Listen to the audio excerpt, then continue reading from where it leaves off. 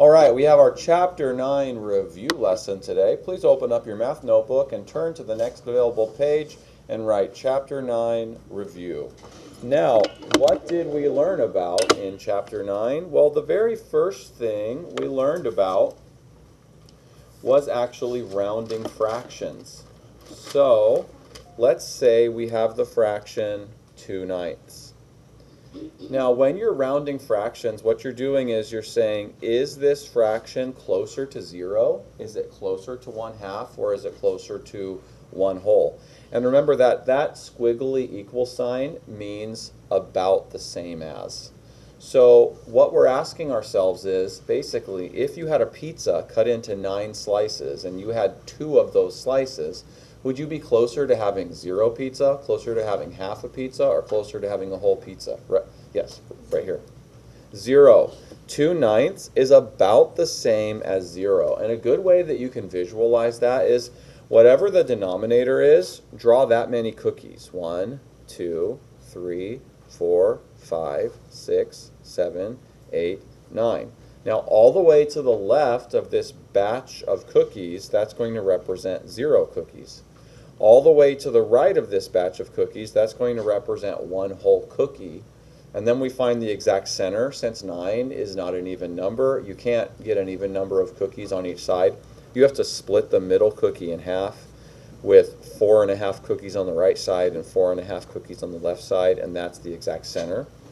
And then all you have to do is look at what the numerator is and shade in that many cookies. It's a 2, so we shade in 2 cookies. And then, is it closer to all the way to the left? That will be 0. Is it closer to the center? That will be half. Or is it closer to the right? That will be 1. It's closer to 0, so 2/9 is about the same as 0. Okay, let's do another example. Let's say we have 5/6. So you have one pizza, it's cut into 6 pieces. You have 5 of those 6 pieces. Are you closer to having 0 pizzas, closer to having half of a pizza, or closer to having 1 full pizza in the pink sweater?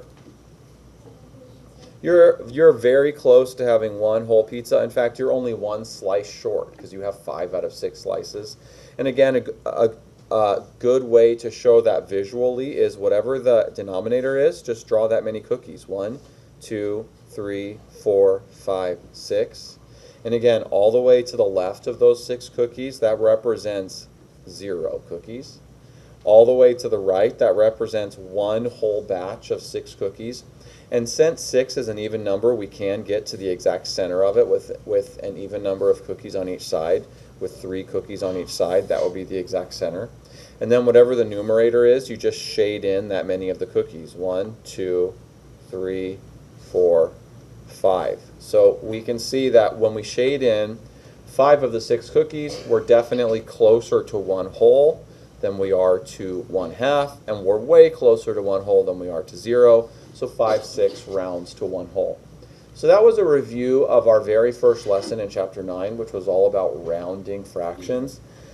Are there any questions about that? The next lesson was about adding like fractions and subtracting like fractions. So adding and subtracting like fractions. And remember that like fractions are fractions that have the same denominator. So let's say we had to add 3/7 plus 2/7.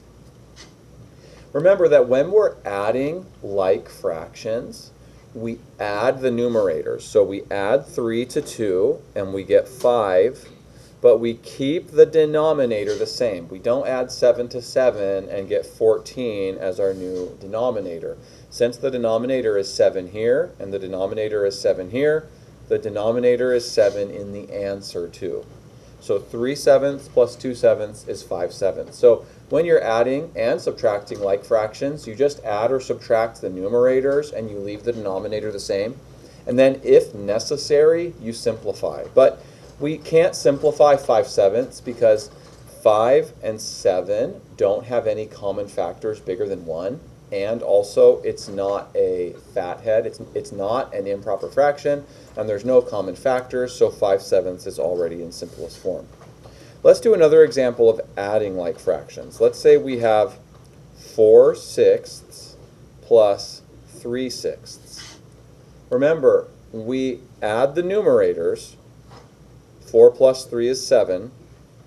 But we keep the denominators the same. We don't add 6 to 6 and get 12. Instead, the 6 stays the same. Now, this answer does need to be simplified. Not because 7 and 6 have any greatest common factors bigger than 1, because they don't, but because it's a fathead. Who remembers how we can fix a fathead? What do we do? Yes, right here. That's right. We divide the 7 by 6. So we build our den. The numerator is the dividend, so it goes in the den. The denominator is the divisor, so it goes outside, sir. And 6 can fit into 7 one time. Then we multiply. 1 times 6 is 6. Then we subtract. 7 minus 6 is 1. And then we're going to have a mixed number here. We have the whole number 1, and then we put a fraction next to it. Whatever the remainder is, that's your new numerator. And whatever the divisor is, that's the denominator. You could also just think of the fact that the denominator just stays the same as it already was, because it was 6 here, and it's still 6 over here. So the answer is 1 and 1/6 once you simplify it. Let's do one more where we're adding like fractions before moving on to subtracting like fractions. Let's say we have 1/8 plus 3/8. So remember, we do not add the denominators. We only add the numerators together. 1 plus 3 is 4. The denominator 8 simply stays the same. Now, can 4/8 be simplified? Yes. It simplifies to 1/2. Anytime the numerator is exactly half of the denominator, you know the fraction will simplify to 1/2. Now, let's say that you didn't know that. How would you simplify this? You list all the factors for the numerator and the denominator. So the factors of 4 are 1, 2, and 4. Who can tell me all the factors of 8? Yeah, right here. 1, 2, 4, and 8. Perfect. Then we're looking for the greatest common factor, or the biggest number that's in both lists. That's the 4. And we divide the numerator and the denominator by 4. So 8 divided by 4 is 1, and I'm sorry. 4 divided by 4 is 1, and 8 divided by 4 is 2. So the answer in simplest form is 1/2, which that makes sense because 4 is exactly half of 8, and 1 is exactly half of 2. So those are equivalent fractions, but only 1/2 is in simplest form. Okay, now let's do some where we have to subtract like fractions. Let's do 5/7 minus 2/7. Okay, I'll take hands for this one. Who can tell me what I need to do here? Yes, right here. You need to either stack them, but you leave the denominators the same and subtract them. That's right. We leave the denominator the same, so it's 7 here, it's 7 here, so it stays 7 here, and then we subtract the numerators. 5 minus 2 is 3. So the answer is 3/7, which is already in simplest form because 3 and 7 won't have any common factor bigger than 1. Let's do another one. Let's do 7/8 minus 5/8. Who can tell me what to do here? Yes, right there. 7 minus 5. Is good. 7 minus 5 is 2. And do I do 8 minus 8? No, the 8 stays the same. Now, can 2/8 be simplified? Yes. Yes, because 2 and 8 will have a greatest common factor bigger than 1. Who can tell me what will that greatest common factor be? 2. So we divide 2 and 8 by the greatest common factor of 2 and 8, which is 2. 2 divided by 2 is 1. 8 divided by 2 is 4. So the answer in simplest form is 1/4. Okay, so far we've reviewed rounding fractions, and we've reviewed adding and subtracting like fractions. Now we need to review adding and subtracting unlike fractions. So let's say we had 5/8 minus 1/2. These are unlike fractions because unlike fractions are fractions that do not have the same denominator. This fraction has a denominator of 8, and this fraction has a denominator of 2. Those are not the same number, so these are unlike fractions. Now, anytime you're adding or subtracting unlike fractions, what you need to do is stack them. And remember that when you're stacking with a subtraction problem, it really matters which fraction goes on top. The one that's on the left, that's the minuend, so it has to go on top. And the fraction on the right is the subtrahend, so it has to go underneath. So this is how we should set this problem up. The reason we need to stack these fractions is because we can't subtract them until we make common denominators. So we need to make new equivalent fractions to these fractions that share a common denominator. And the easiest way to do that is to put them off to the side. But when they're already side by side like this, there's no real good place to make the equivalent fraction. So we're going to put a fraction here and a fraction here. This fraction is going to be equivalent to 5/8. This fraction is going to be equivalent to 1/2, but they're going to be like fractions, so we can subtract them. Now, how do we find our common denominator? Remember, we take the two denominators we already have, 8 and 2, and we count by 8s and we count by 2s until we find a number that's in both lists. Now, who can just look at 8 and 2 and tell me what the number will be that will be in both lists? Yes, right here. 4. No, because 4 is not a multiple of 8. Yes, 8 will be the least common multiple, because look, 8 is the first number you say when you're counting by 8s, and then when you're counting by 4s, it's 2, 4, 6, 8. So it's the fourth number you say when you're counting by 2s. And that makes sense because 2 times 4 is 8. So we make 8 the new denominator for both fractions, which means we don't actually need a new fraction here because this one already has 8 as its denominator. Now we multiply from the old denominator to the new denominator. What times 2 equals 8? Yes, 4. And then whatever we do to the bottom, we do to the top. 1 times 4 is 4. Now we can subtract 5/8 minus 4/8. What is 5/8 minus 4/8? 1/8.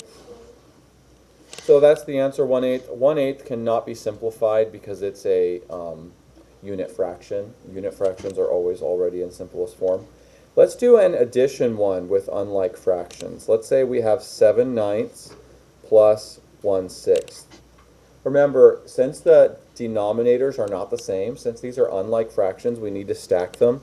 When you're adding, it doesn't matter which one goes on top and which one goes underneath. Okay, how do we find a new denominator for 9 and 6? Actually, who can just look at 9 and 6 and tell me what the least common multiple would be? Yes? That's okay, I'm going to call on, yes. There's a smaller one, but actually 42 isn't a common multiple for 9 and 6. It's a common multiple for 6 and 7, but not 6 and 9. Yes? 18. Yeah, because when we count by 9s, 18 is the second number we say. 9 and then 18. And when we count by 6s, 18 is the third number we say. 6, 12, 18. So 18 is the first number you reach when counting by 6s and 9s that's in both lists, which means it's the least common multiple. So it'll be the best number to use as our denominator, as our least common denominator. Now, there's other numbers we could have used. We could have used the number 54, for instance. That's the answer to 9 times 6. So it's a common multiple for both numbers. But it's best to use the least common multiple because it's easier to work with smaller numbers. Now we multiply from the old denominator to the new denominator. What times 6 equals 18? 3. And then whatever we do to the bottom, we do to the top. 1 times 3 is 3. 9 times 2 equals 18. Whatever you do to the bottom, you do to the top. 7 times 2 is 14. Now we have 14/18 plus 3/18, which is 17/18. Yeah, 14 plus 3 is 17.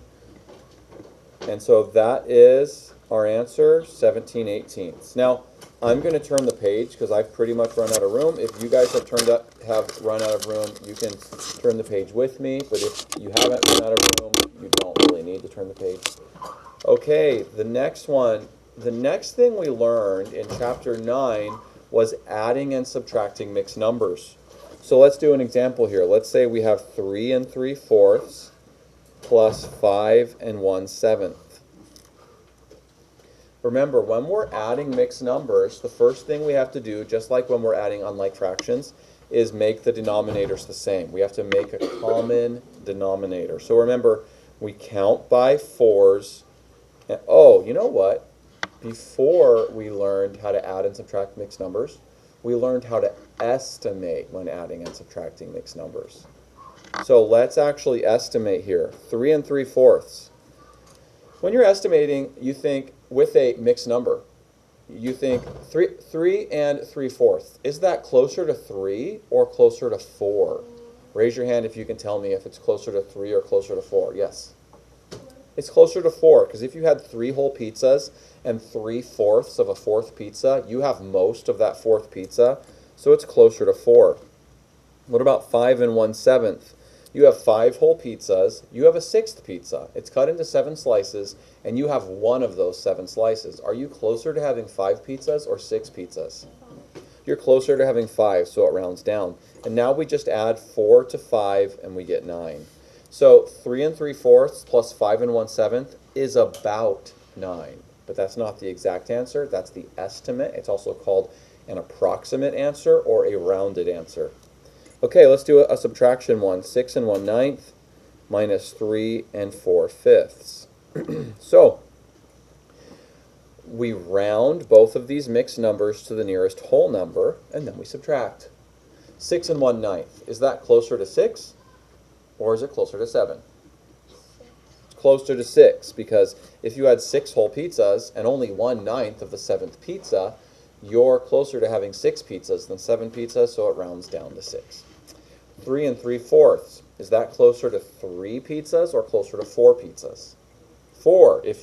If you had 3 whole pizzas and a fourth pizza cut into 5 slices, and you have 4 of those 5 slices, you have almost the entire fourth pizza, so it's closer to 4. Then we subtract. 6 minus 4 is 2. So 6 1/9 minus 3 4/5 is about 2. Okay, that was the lesson estimating when adding and subtracting mixed numbers. Are there any questions about that? The next lesson was how to find the exact answer when adding and subtracting mixed numbers. So let's do an addition one first. 5 1/2 plus 2 1/7. Just like when you're adding and subtracting fractions, the first thing you need to do when adding and subtracting mixed numbers is find a common denominator. Who here can look at 2 and 7 and just tell me what the least common multiple will be? Yes? 14. It's also the answer to 2 times 7, and it's the least common multiple of 2 and 7. So we're going to change both denominators to 14. And then 7 times 2 equals 14. Whatever we do to the bottom, we do to the top. 1 times 2 is 2. 2 times 7 equals 14. Whatever we do to the bottom, we do to the top. 1 times 7 equals 7. Now we're ready to add. What's 7/14 plus 2/14? 9/14. And then we add the whole numbers. 5 plus 2 is 7. So we have 7 and 9/14. And that's our final answer, because 9/14 is already in simplest form, since 9 and 14 don't share any common factors bigger than 1. Let's do a subtraction one now. Let's say we have 9 3/5 minus 6 1/4. Remember, the first thing we have to do is make a common denominator for 3/5 and 1/4. So who can just tell me what would the least common multiple be for 5 and 4? Yes? 20. 20, and it's also the answer to 5 times 4. So we change both denominators to 20. We multiply from the old denominator to the new denominator. 4 times 5 equals 20. 1 times 5, because whatever we do to the bottom, we do to the top, equals 5. 5 times 4 equals 20. Whatever we do to the bottom, we do to the top. 3 times 4 equals 12. Now we have 9 and 12/20 minus 6 and 5/20. So what's 12/20 minus 5/20? 7/20. And then 9 minus 6? 3. So it's 3 and 7/20ths. 7/20ths is already in simplest form. There was only one other thing we learned in chapter 9, and it's how to subtract mixed numbers when you have to borrow. So let's say we have 21 and 1/8 minus 6 and 3/4. The first thing we have to do is make common denominators. Who here can look at 8 and 4 and tell me what the least common multiple would be? Yes? 8. 8. So we don't need to change this fraction. We only need to change 3/4 to give it a denominator of 8. Multiply from the old denominator to the new denominator. So what are we going to multiply by the 4? 2. 4 times 2 is 8. And then whatever you do to the bottom, you do to the top. 3 times 2 is 6. And now we've run into a little problem, because even though we know 21 and 1/8 is bigger than 6 and 6/8, we have to subtract the fractions and the whole number separately, and we can't take 6/8 from 1/8. So who can remember, this was actually Friday's lesson, who can remember what we need to do? Yes? You borrow from the 21 Perfect. Yes. He says we borrow from the 21, making it 20. And then we take that 1 whole that we took away from 21 and we add it to the 1/8 in the form of 8/8, because that's a whole fraction which equals 1. And he said we change 1/8 into 9/8. He's right, because 1/8 plus 8/8 is 9/8. So we've changed 21 and 1/8 to 20 and 9/8. But those two, they're the same value, just shown in two different ways. We've taken some away from the whole number and we've given it to the fraction so that we can do this subtraction problem over here. Now we do 9/8 minus 6/8, which is 3/8. And then we do 20 minus 6, which is 14. And it's 14 and 3/8, which is already in simplest form. And that's the end of this review of Chapter 9. We just reviewed every single thing we learned in all of Chapter 9. Once you get back from PE, you'll be doing the Chapter 9 practice test, and I attached a video to the Math Google Classroom lesson so that if you want to, you can actually do that entire test with me. And I hope you enjoyed this math review, and I will catch you next time. This is Mr. Dauber signing off.